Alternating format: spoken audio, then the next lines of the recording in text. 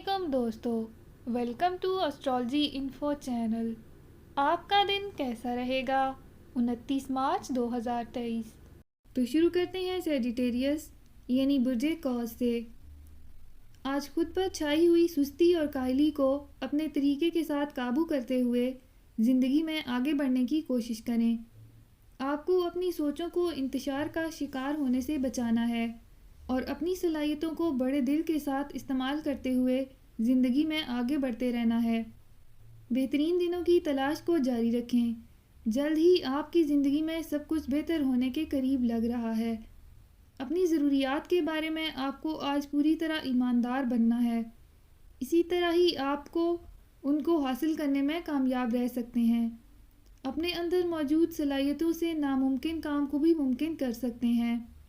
اپنے پیارے کی صحبت سے لطف اندوز ہونے میں بالکل بھی دیر مت لگائیں۔